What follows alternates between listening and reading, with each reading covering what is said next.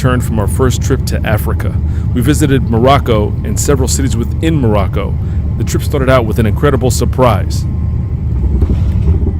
We found out one day before the trip that one of my brother's co-workers, Mustafa, was going to join us on the trip. He'd been talking to my brother and found out that we were going to his country and didn't want to send us alone.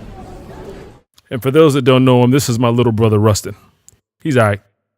Itinerary change number 1, Mustafa's brother Grazi picked us up at the airport and drove us to their hometown of Kenitra, where we met the whole family. They also took us around Kenitra so we could see all the sights there were to see. So why you don't want to ride the camel? I'm going to ride a camel right now. Call my brother. It's my brother. That's right. Now, I'm not the standard tourist type, but when brothers take you to the beach on the other side of the Atlantic and insist you get on a camel, guess what you do? You get on a camel. After showing us the entire town, our new family took the next step in changing our itinerary, and instead of putting us on the train, they drove us to Fez. When we arrived at Fez at night, we realized how really lost we would have been without help because we don't speak French, we don't speak Arabic, and here we are in the middle of the night arriving in a new city where basically no one speaks English. The next day, during daylight, we toured the old city and got to see the leather tannery and a bunch of shops and really enjoyed what we could in the time we had in Fez. We had a flight scheduled to head to Marrakesh later that day, so the fellas dropped us off at the airport. Tell your mother how what you have done on the hill. Terribly. Why? What about how would the rolling luggage have done? Crazy steep. The time Dread luggage wouldn't have worked. You would have had to use the backpack for sure. At this point, we really were realizing how much of a disadvantage we had by not knowing French or Arabic. So being with these guys was a real blessing. All right, folks. So we are in the Fez airport, and we are checking in for a flight to Marrakesh. We were dropped off by Mustafa and Grazi, and now we're on our way with no Arabic and no French to the next city. We shall see. They made me check my backpack. I don't like that. My backpack. He checked this. No, he checked his big bag too. Now I got a smaller bag full of nothing valuable and everything except for my passport. I don't even have a phone charger in this bag. It's crazy. We made it through security one. At least I did. I made it through smoothly. Rustin got stopped and frisked, and they asked him to raise his coin purse. Because I have more than just boots and the skull cap in my bag. They popped his coin purse open, shook it around. We made friends everywhere on this trip. Okay, so we are now in Fez Airport, headed to Marrakesh. I'm on a window seat. Webster's over there on the opposite window.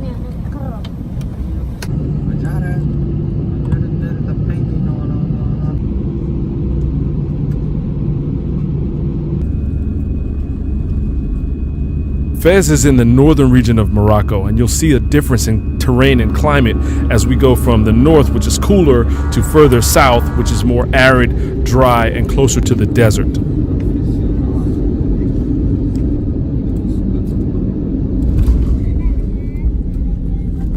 Marrakesh. How was the flight? Good, man. Why are you talking so loud? We're right here. We're at the airport and Right the flight is loud. Oh, we're right here. Oh. I think the most valuable thing in my checked luggage is my breath mint ever since that curry sandwich. We flew on International Women's Day, and our 2 pilots were women, which was kind of awesome. We also got the chance to get out in Marrakesh on day 1 just to check out what was in walking distance of the hotel. We wondered what these brick piles were, and they are actually the foundation piles of the original mosque that has since been destroyed, but they're still there.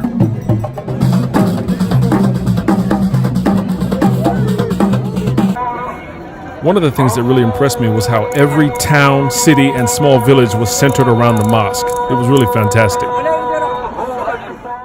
First thing the next morning, Russ and I had scheduled a tour company to take us out to the Atlas Mountains, where we can visit a Berber village and do some hiking. They have these really cool waterfalls that you can hike and restaurants and things like that. On the way, we stopped at this household, and the cool thing about this was this house has a beehive, olives, and they have cows. So they make all this stuff you see on the table. Plus, everywhere you go, you're going to get Moroccan mint green tea. Village was like going back in time and seeing a simpler life in a simpler time. We also visited a women's collective where the ladies were grinding argan nuts to make argan oil, which is a big cosmetic export of Morocco. The drive from our hotel in Marrakesh to the Atlas Mountains and Fatima Village was about an hour and a half, during which we did whatever silliness we wanted to stay entertained. We're in the Atlas Mountains with our guide, Abdul Salam, headed up to Fatima Village. You can see right here, that is the Soma for their masjid. There's one in the center of every town, and there's a bunch of restaurants here along the side of the river. The water comes down from the mountains. The mountains are snow-capped. Say something. Can't say nothing. It's too loud. Come on, the waterfall. That's why it's too loud. Everywhere we go, we get active. We do motorsports, we go hiking, anything we can get involved in. So I knew we were going to have a lot of fun, and this is a fantastic day one just outside of Marrakesh. About to show you the most refreshing, intelligent sales proposition when you're hiking. This is set up when you get to a certain point. That's more refreshing than any Coca-Cola commercial you've ever seen before. Isn't that crazy? Look at it, there's a pool at the bottom, fresh oranges from the tree, and Sprite. We're trying to decide how much money to give our guide. We're up there for like 3 hours, but the currency is so different, it's really hard to tell. So my ingenious plan was to ask him how much he pays for a haircut. And then I can decide how many haircuts was it worth and pay him in his own currency. 3 haircuts, 2 haircuts, 4 haircuts. We're gonna figure it out. I think our original price was going for 4 haircuts. And I think that's too much. So we're gonna probably go for like 3. All right, gotta go. Rustin's gonna do it right now. Might be bad. Let me tell you something. I don't like pigeons. And I don't like rats. I really dislike wild animals nearby when I'm eating my food. Pigeons and rats are a tough one. Here, they got a next level. Their pigeons and rats got thumbs. Check this out. If you don't like pigeons and rats, monkeys is a whole next level. And these monkeys have no tail. As long as they don't throw anything at us, we'll be all right. Now, Rustin was so sleepy, he was going to nod off and take a nap. What are you talking about? And I got to watch it because, you know, monkeys like to put their... Hey, why don't you tell your negotiation story about how much we were going to pay Brother Abdul Salam? So how much money that Tell we... the story. We? Tell the story. Because I was like, man, let's get a brother 200. I said, let's get a brother 50 and call it a day. Right. $5, which coincide with how much one haircut costs. We shouldn't be tipping more than one haircut around here. But it wasn't really tipping. It was like the cost of... He was with us for, we do 3 hours? Yeah, but he didn't help none. He helped us not die on the rocks. He didn't help us You negotiate. saw those kids up there? Did you take video of the kids up there and the old ladies? Yes. I didn't need his help. I thought the arrows like old rag. I'd be all right. Yeah, that's true. Yeah, see? This is true, but we didn't know that when we started. So then you gave me 120, which is more than I would have given him at first. I gave him, he said 50. I gave him 120. I was telling the story. Okay, tell the story. And then you give me 200 because you feel bad after you hear the haircut story. Here's what I said. Tell the haircut story. Tell the haircut. So then you say, dealer's choice. Pick whichever pocket you want, 120 or 200. 120 or 200. So then, since I'm still in the 50 mode, I choose to do the 100, not even the 20. I tried to give him the 100, and he looked at me in disgust. First tell the haircut story first. But tell why haircut. Because you read for his haircut. You asked him, how much does a haircut cost for him? I asked him that. Right. Who else is you here? You left it out of the story the first time. I'm telling the story. I can tell how I want to tell it. Okay. You weren't even there if I tell the story. So, you give me dealer's choice for 200 or 120. I try to give him a 100, and he looked at me in disgust and said, "Oh, people give me 300-400." For a moment, I thought it was a negotiation tactic, negotiating all over again. So I said, you know what? Just give me the 200 and give it to him. And then he has a problem with it when he wanted to give him 200 to jump. To start with, you wanted to give him 200. So why is it a problem if I ended up giving him the same amount? I don't have a problem with how much you gave him. I have a problem with how much shit you talked and then back down from your shit talk. I tried. Tell why the haircut is relevant. It's a gauge of money. That sounds like a brilliant tactic. No, not really. Yeah. We paid that dude 6 haircuts. Can you imagine? There's no way you should have got 6 haircuts worth. Maybe 3. Here's the other story that needs to be told. So we came here to hike up a mountain and go see waterfalls. And I have my hiking outfit on. He does too, even though he changed his shoes to a sub-hiking outfit that I'm sure he regrets at this point. Not at all. Yeah. He had a little Just a little ankle cold. pop. So on the way up, before we even really hit the base of the mountain, Rustin is spotted because they can tell when they see you. When they see you, they spot you. They be like, you coming to my store, sir? And Rustin was like, Just look. Rustin was like, me? Just look. Okay. Again, we're on the way up a mountain.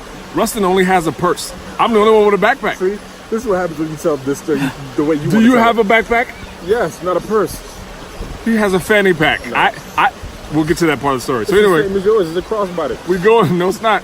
We go into the store. There's a bench in the store. There's an old man that looks like a little wizard, and then there's a young boy that looks like he's about 13 years old. The young boy's job is to keep unfolding rugs until Rustin buys a rug. The man's job is to continue talking and polishing the quality of rugs, and we're not allowed to leave until Rustin buys a rug. So Rustin actually turns the conversation like, do you guys have runners? Because, Stephanie likes runners. And I got to put one in the house because, the dog pooped on one. Dude's eyes like he starts pulling out the runners. He pulls out the runner that has all the... the LeBron 10s came out. Before the LeBron 10s, there were shoes that had different pieces of technology. The LeBron 10 was the first one that had all the technology. The dude pulled out the LeBron 10 of runners, meaning it had regular wove weaving, it had embroidery, and it had some third thing on it. It was the top-notch joint. It was hot. Russ said, how much? Dude said 6,500 dirham, which equates to $650. Ridiculous. On the way hiking up a mountain. The answer is no. The man is getting indignant as Rustin offers him like $28. So this goes back and forth, back and forth, back and forth. Rustin's price is steadily going up and up and up and up. He finally gets to 1,700. The man does not want to say it's like 3,000. So Russ is like, nah, yo, 1,700, and I gotta use a credit card. Back to the story. We had to stop because Rustin is throwing the monkeys bread, and one of the monkeys was masturbating. It's too close to our table to really be comfortable with that. Back to the story. Rustin agrees to an exorbitant price on the rug. Very nice rug, though. And the man wraps it up and puts it into my backpack. I have to take everything out of my backpack so that Rustin's rug can go in my backpack that I have to carry up the mountain. Begrudgingly, for no reason at all. Correct. Then he doesn't pay for the rug because the card doesn't work. And instead of giving the man taking the rug back, he insists that we climb with it up the mountain, ensuring that we will come I back. tried to give it back as an out. He did try to give it back. He said, we'll come back tomorrow. I knew that was good. We're like 2 hours away from where we're staying. Come back tomorrow? So look, here's what happened next. Rustin negotiates the price. Right? I've been sitting there minding my own business the entire time. There was no way possible that I was going to, this guy's coming over, he doesn't know any songs. There was no way possible that I was going to. This is what I'm dealing with. What these guys understand is that we paid them to leave. That's some loud music. Brendan keeps getting himself into tambourine. mandatory tip situation. Keep making eye contact and points the camera at them Home training. like he's never been to New York City or a strip club. No eye contact. No. After Rustin's entire negotiation, the guy wraps the thing up, puts it in my bag. I'm still minding my own business. The man looks at me and goes, which one do you want? I was like, no thank you, sir. He looked at me with such indignation, was like, sir, sir. Later that night, Mustafa took the train in from Kenitra to kick it with us for the next part of our trip.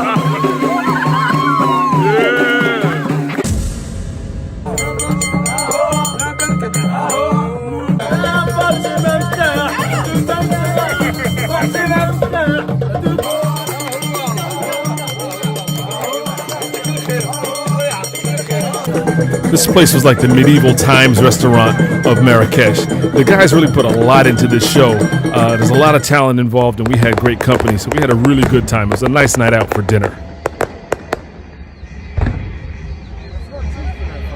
Stay tuned for part 2.